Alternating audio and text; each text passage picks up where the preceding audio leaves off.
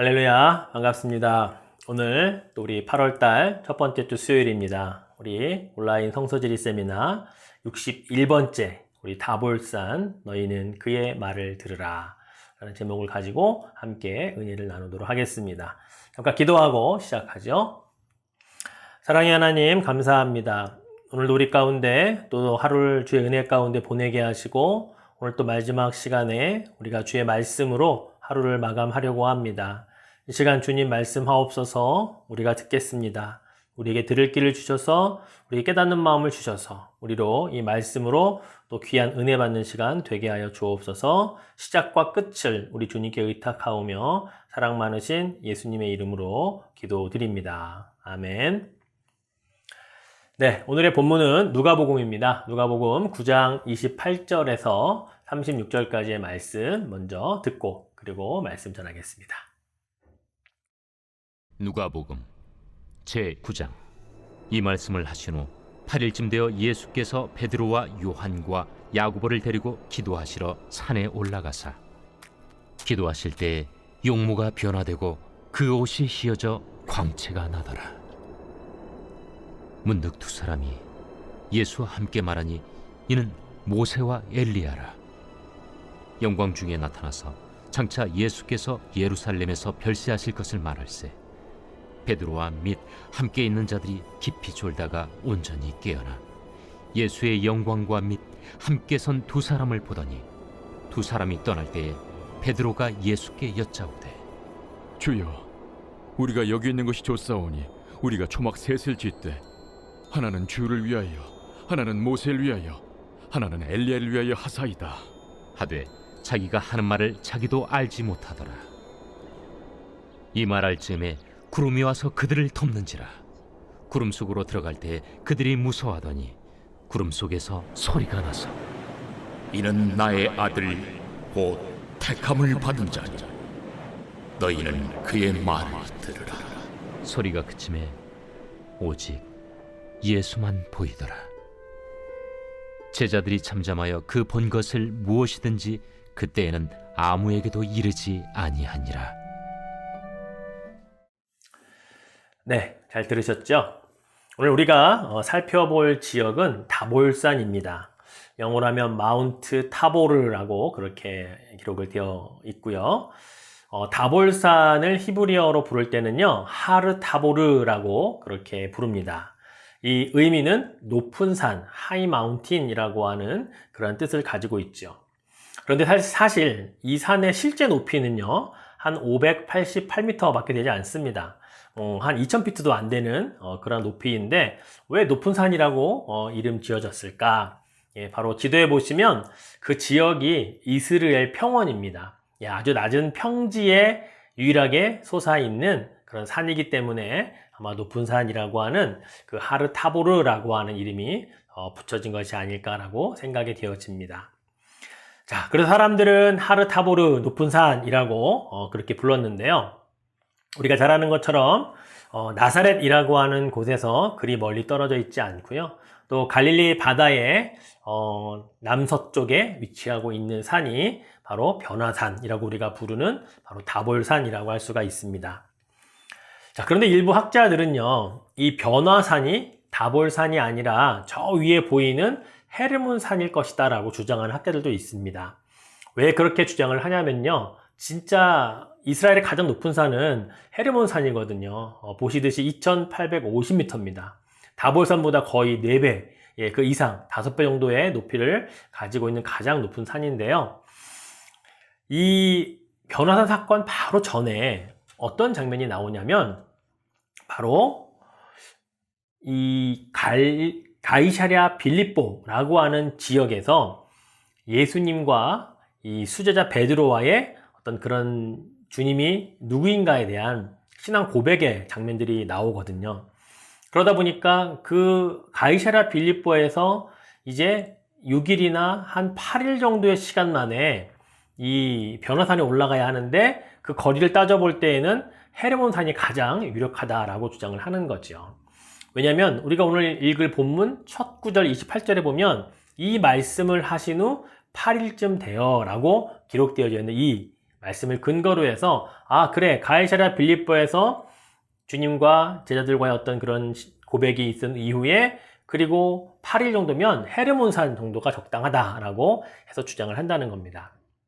그런데 실제 이스라엘에 가보면 이 헤르몬산에는 없고 이 다볼산에만 있는 것이 있습니다. 그게 무언가 하면 바로 변화산 기념교회라고 하는 거예요.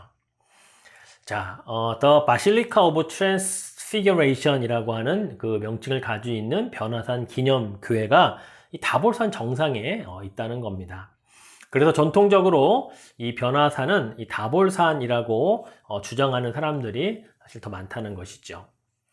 하지만 저는 개인적인 입장에서 다볼산이든 아니면 헤르몬산이든 저는 어느 산이든 상관이 없다고 생각되어집니다. 아니 오히려 의견이 더 분분한 것이 더 낫다고 생각이 되어져요. 그 이유는요. 만약에 성경에 이 변화산에 대한 지명이 뭐 헤르몬산이라든가 또는 다볼산이라는 명확한 명칭이 부여되었다면 아마 오늘날 수많은 사람들은 예수님의 그 변화산 사건에서 나타났던 영광을 한번 재현해 보려고 또는 그 어떤 능력을 좀 얻어보려고 거기에 다 장막을 치고 처막을 치고 아마 거기 수많은 사람들이 아마 살고 있지 않을까라는 생각을 하거든요. 그러니까 차라리 어느 산인지 모르는 게 오히려 더 우리 후대를 위해서는 나은 것이 아닌가라는 생각을 사실은 저는 합니다. 자, 어쨌든 오늘 우리가 함께 살펴볼 지역은요 다볼산입니다. 다볼산 중심으로 해서 살펴보려고 합니다. 이 다볼산에 세워진 일단 기념교회에 대해서 좀 더 말씀을 드리면요, 이 교회는 AD 326년 당시에 로마의 콘스탄티누스 황제가 다스리던 때에 그의 어머니의 신앙이 굉장히 좋았죠. 헬레나라고 하는 그의 어머니 이름인데 이 사람의 명령에 의해서 비잔틴 시대에 교회의 그 양식이 먼저 이 교회 내에 지어졌습니다. 그런데 나중에 또다시 그 이탈리아의 건축가인 이 안토니오 바루치라고 하는 사람이 지금의 이 교회의 모습인 이것을 디자인하는데 그때가 한 1920년 정도라고 해요. 한 100여 년 정도 이제 됐겠죠. 예, 그래서 그때 건축한 양식으로 지금 이렇게 지어져 있는 것이 오늘날의 변화산 기념교회다라고 생각하시면 됩니다. 자, 이 교회 내부로 한번 가볼까요? 예, 교회 정문으로 들어가면요, 저 앞에 여러분 보이듯이 그 모자이크로 된 그림이 있습니다. 바로 이게 변화산에서 있었던 그 사건을 모자이크로 그림을 잘 그려낸 것이죠. 정 가운데 예수님이 있고요. 양 옆에는 모세와 엘리야, 그리고 그 밑에는 제자들의 모습이 그대로 그려져 있는 것을 보게 됩니다.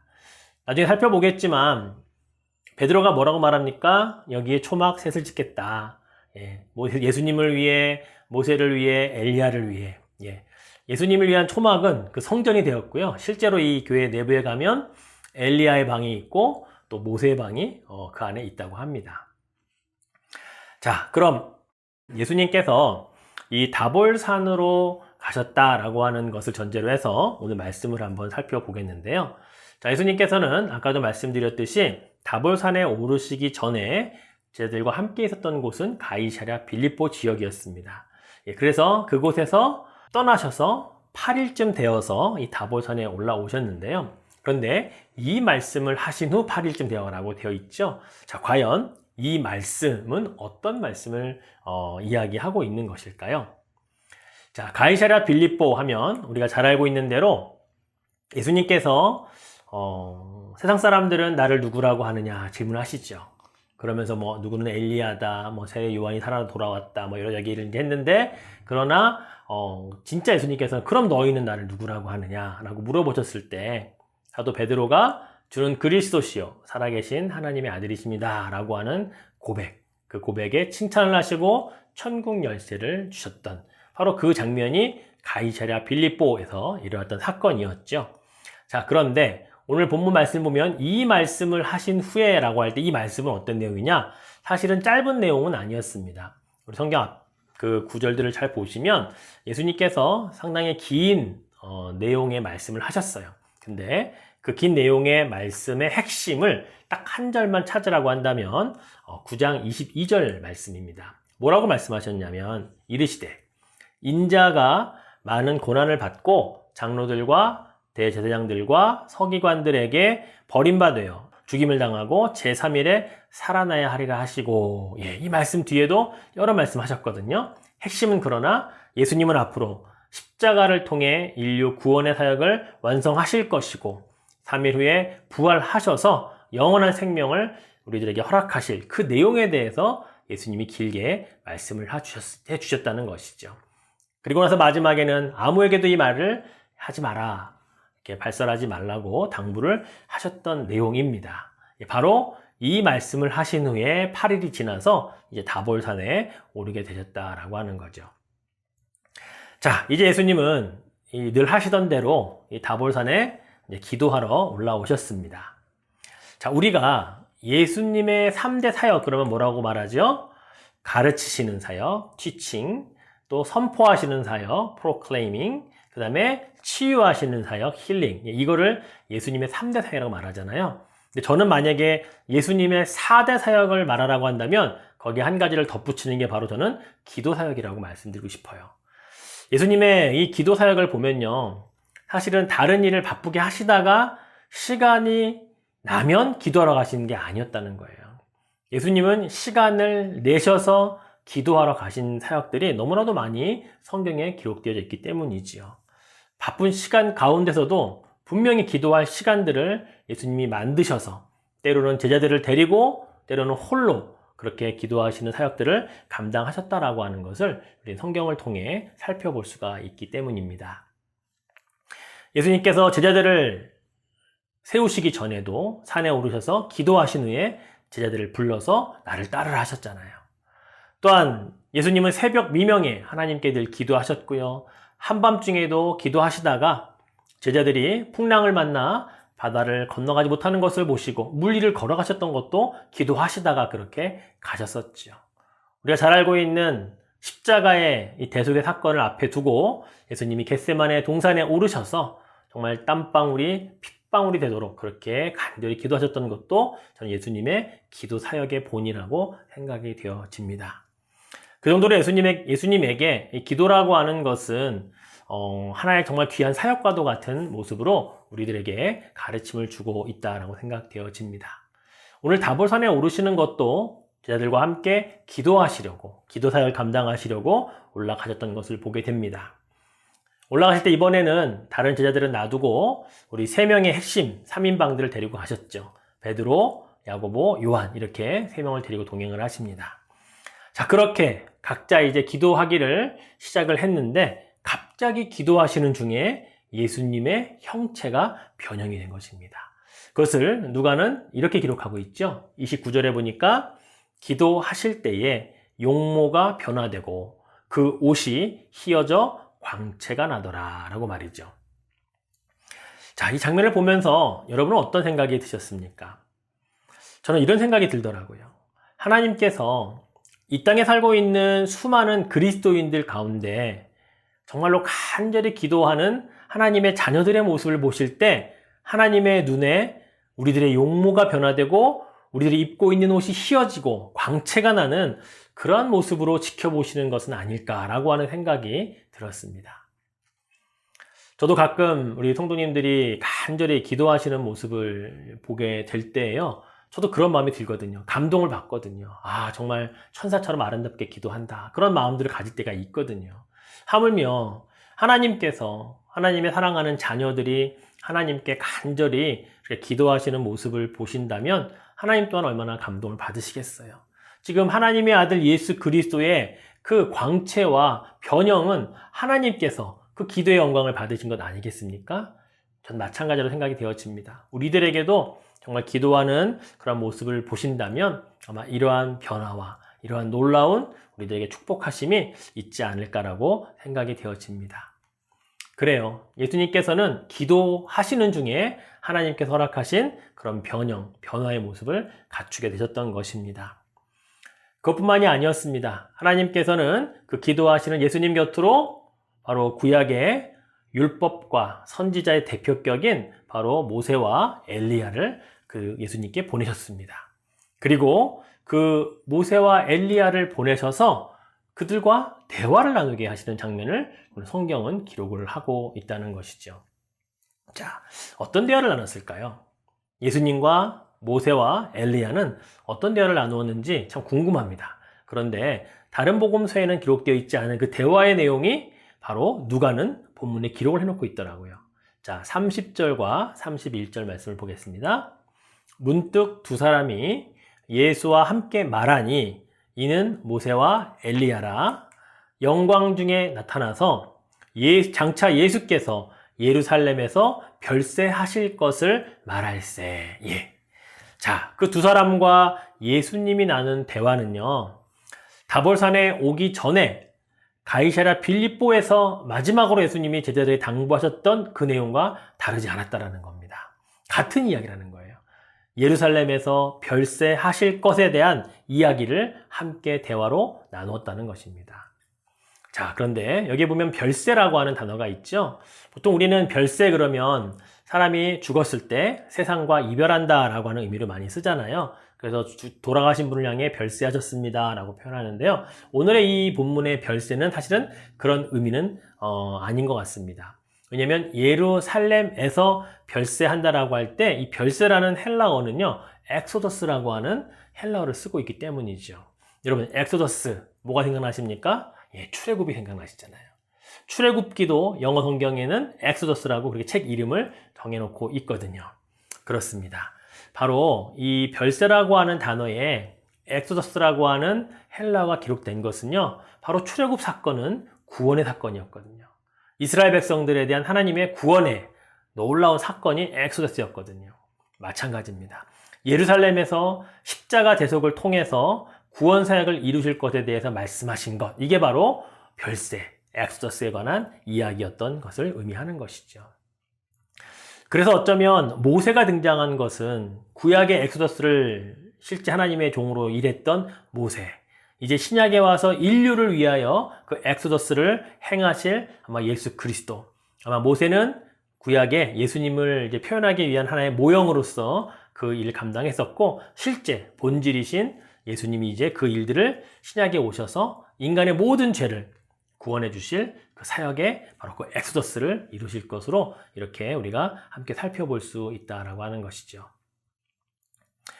자, 이렇게 진지하게 이제 두 사람과의 어떤 대화를 한참 진행 중이었을 때 사실은 기도하러 갔던 제자들은 깊이 잠이 들었었습니다. 그 중에 제자들이 눈을 뜨게 되더니 눈앞에 펼쳐진 광경을 보고 그들은 너무나도 황홀경에 빠지고 말았습니다. 예수님의 모습이 변형되었고 광채가 나고 있고 예수님 옆에 모세와 엘리야가 서 있는 것을 보게 된 것이죠. 자, 그런데 그 예수님과 모세와 엘리야의 대화가 다 끝이 나서 모세와 엘리야가 이제 떠나가려고 했을 때쯤이었습니다. 황홀경에 빠져서 넋을 잃고 바라만 보던 제자들 가운데 베드로가 비몽사몽간에 예수님께 이런 이야기를 하네요. 자, 오늘 본문에 이제 33절 말씀을 볼까요? 두 사람이 떠날 때에 베드로가 예수께 여짜오되 주여 우리가 여기 있는 것이 좋사오니 우리가 초막 셋을 짓되 하나는 주를 위하여 하나는 모세를 위하여 하나는 엘리야를 위하여 하사이다 하되 자기가 하는 말을 자기도 알지 못하더라. 예. 아마도 이제 막 잠자다가 졸다가 눈을 뜬 그 베드로에게 앞에 보이는 예수님도 영광스럽지만 또 구약의 모세와 엘리야까지 보이는 그 모습이 사라지는 것이 너무나 아쉬웠지 않겠습니까? 그러니까 급한 마음에 여기에 초막 셋을 짓겠습니다. 좀 더 그들과 함께 있는 시간들을 좀 연장시켜 주십시오라는 의미에서 예수님께 부탁을 했었던 것 같습니다. 자, 그런데 베드로의 이 부탁 속에 그의 영적 무지함이 들어있다는 것을 우리는 발견할 수 있어야 합니다. 어떤 영적 무지함일까요? 자, 첫 번째는요, 베드로에게 예수님은 여전히 선지자 중에 한 사람으로 지금 대우받고 있다는 겁니다. 자, 가이사랴 빌립보에서만 해도 주는 그리스도시요 살아계신 하나님의 아들이십니다 라고 고백하고 칭찬받고 천국 열쇠까지 받았었잖아요. 그런데 8일이 지나서 지금 다볼산에 올라와서 잠을 자다가 깨어서 한 고백 가운데 초막셋을 짓겠다. 근데 여러분, 예수님은 하나님의 아들이시잖아요. 선지자인 모세나 엘리야와는 사실 비교가 안 되거든요.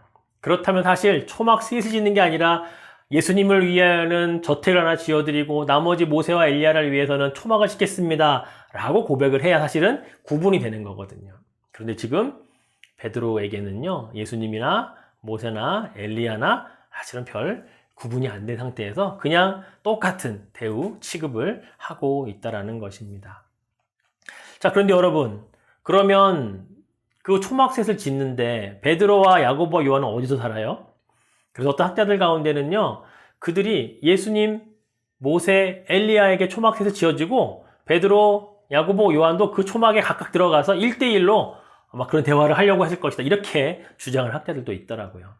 예, 그렇습니다. 지금 베드로의 잠에서 깨어서 그랬는지 모르겠지만 그의 영적인 상태는 지금 여전히 예수님과 그 다음에 모세와 엘리야를 동급으로 취급하고 있는 선지자 중에 한 사람입니다 라고 하는 일반 사람들의 고백과 다르지 않은 모습을 보여주고 있다라는 사실입니다. 자, 두 번째 무지함이 있습니다. 그건 뭐냐면 여전히 예수님의 사역에 대한 이해가 여전히 부족하다라고 하는 겁니다.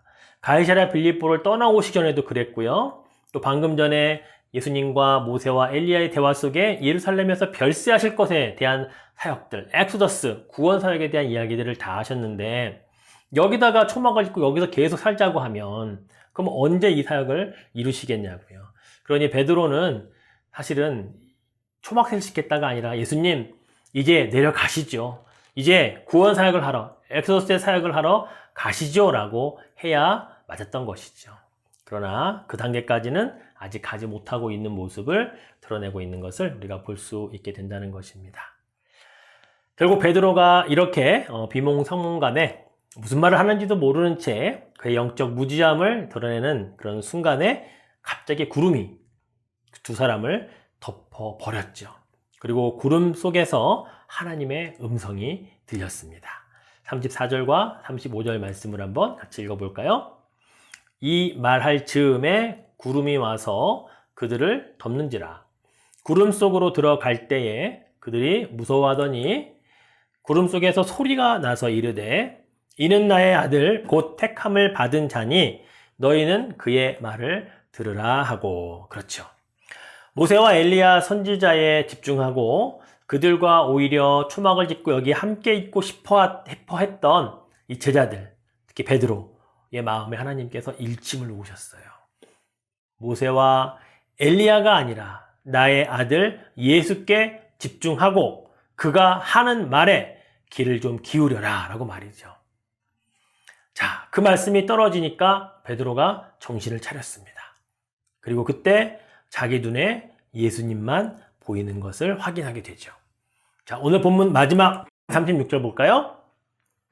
소리가 그침에 오직 예수만 보이더라. 제자들이 잠잠하여 그 본 것을 무엇이든지 그때는 아무에게도 이르지 아니하니라. 그렇습니다. 사랑하는 성도 여러분, 우리는 오직 예수님만 보여야 합니다. 다른 많은 것들을 보고자 하지 말고 오직 예수님만 바라보고 예수님께로만 시선을 고정하고자 해야 합니다. 이것이 신앙생활의 핵심이기 때문이죠. 그런데 어떤 분들은 다른 것들을 바라보면서 스스로 신앙생활의 핵심을 잃어버리곤 하는 분들을 발견하게 됩니다. 하는 일을 바라보면서 모든 것이 만사형통하기를 바라기도 하고요. 신앙생활의 결과로 얻어지는 그런 하나님의 축복을 오히려 신앙생활을 하면서 그것을 더 기대하여 그쪽에만 관심을 갖고 바라보다가 결국은 신앙생활에 실패하는 경우를 보게 되거든요. 결국 본질인 예수님을 바라보지 않으면, 예수님만 바라보려고 하지 않으면요, 다른 것들이 보일 수밖에 없다는 것입니다. 사랑하는 성도 여러분, 예수만 바라보는데 충분하지 못하십니까? 그럼 우리는 다른 사람들도 바라봐야 되고요. 다른 상황이나 환경도 예의주시해야 되고요. 사실 많은 것들을 더 많이 바라봐야 하는 분주함에 빠질 수밖에 없습니다. 그러나 예수님만 바라보면 예수님보다 더 큰 것이 없음을 알게 됩니다. 그러면 우리에게 다가오는 역경이나 환경 때문에 우리가 예수님을 바라보는 시선을 빼앗기지 않습니다. 예수님이 가장 큰 분으로 예수님만 바라볼 수 있기 때문이죠. 그렇습니다. 예수님께서 말씀해 주신 바로 먼저 그의 나라와 그의 의를 구하라. 그리하면 이 모든 것 위에 너희의 구할 것을 더해 주시겠다라고 하는 약속의 말씀을 우리는 잘 알고 믿어야 되는 것입니다. 주님만 바라볼 수 있는 바로 그 믿음의 핵심을 우리는 계속 견지해야 되는 것이죠. 모세도 엘리야도 다 사라지고 오직 예수님만 보이는, 예수님만 남는 바로 그때를 우리는 기억해야 하는 것입니다. 그럴 때에 예수님을 통해 우리는 많은 것들을 새롭게 또 변화받을 수 있는 것이죠. 오늘 이 말씀을 여러분이 마음에 꼭 새기시면 좋겠습니다. 변화 사건을 통해서 베드로가 초막 셋을 짓겠다, 여기가 좋다라고 하는 말들을 했을 때에 하나님께서 하신 말씀을 우리도 기억합시다. 너희는 그의 말을 들으라 라고 하는 말씀이죠. 바로 예수님께서 우리들에게 해주실 말씀, 또 해주셨던 말씀, 이 말씀들을 잘 간직하고 기억하면 우리들 신앙생활의 핵심을, 본질을 잃어버리지 않을 수 있다는 사실을 여러분이 꼭 기억하시면 좋겠습니다. 자, 오늘 말씀을 맺겠습니다. 소위 변화사건이라고 하는 변화사건이라고 하는 이 이야기를 우리가 살펴보면서요, 오늘 우리는 크게 두 가지를 기억하면 좋겠습니다. 예수님께서 언제 변화되셨냐면 기도할 때 변화되셨어요. 아까도 말씀드렸듯이 우리도 기도할 때 가장 화려하게 빛이 난다는 사실입니다. 우리가 스스로 빛을 내는 게 아니라 하나님께서 그렇게 빛내주신다라고 하는 것이죠. 사랑하는 성도 여러분, 우리가 기도하면서 우리는 모를 수 있습니다. 우리가 어떻게 변해가는지요. 그러나 하나님은 우리의 기도의 시간을 통하여, 기도하는 그런 내용들과 또 분량들과 그 모든 기도의 시간들을 통하여 하나님은 우리를 점점 변형시켜 가실 것입니다. 하나님의 가장 선하고 아름다운 모습으로 말이죠.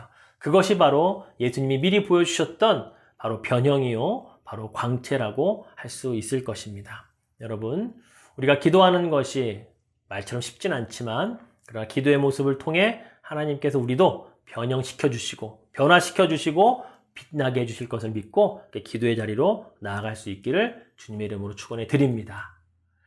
그리고 마지막은 바로 신앙생활의 초점을 잃지 않기 위해 예수님만 바라봐야 한다는 것입니다.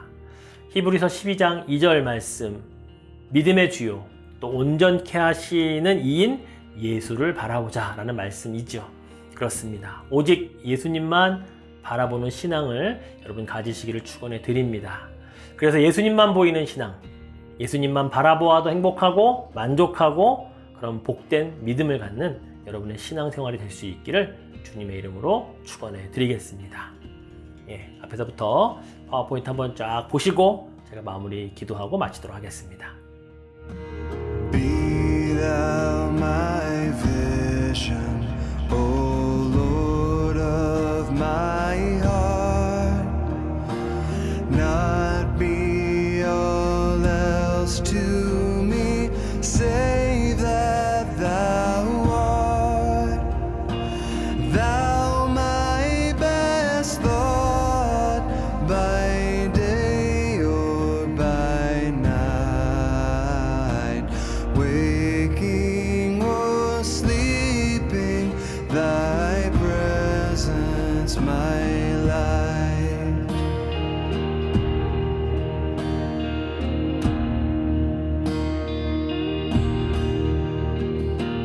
Be thou my wisdom, and thou my true word. I ever with thee, and thou with me, Lord. Thou my great Father, and I thy true Son. Thou in me dwelling, and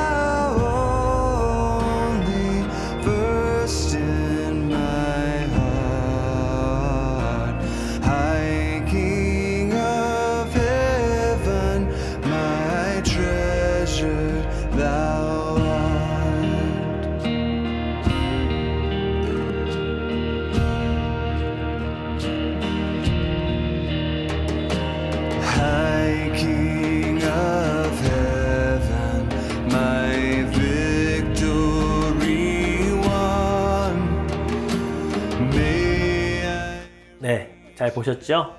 그렇습니다. 변화산, 다볼산, 헤르몬산 상관은 없습니다. 그러나 예수님이 기도하러 올라가셔서 그렇게 하나님께서 변형시켜 주셨던, 광채나게 하셨던 바로 변화산 사건처럼 우리가 예수님처럼 기도하는 자의 모습을 견지해야겠고요. 그리고 우리는 예수님만 바라보는 그런 신앙, 믿음의 눈을 가지면 좋겠습니다. 기도하겠습니다. 사랑의 하나님, 감사합니다. 오늘 변화산에서 예수님이 변형되셨던 것은 기도할 때였던 것을 기억합니다.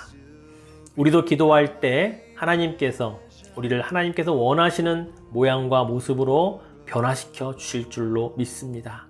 그때가 우리가 가장 화려하게 빛나는 때인 것을 믿습니다. 그리고 우리는 오직 예수님만 바라보는 눈을 갖기를 원합니다.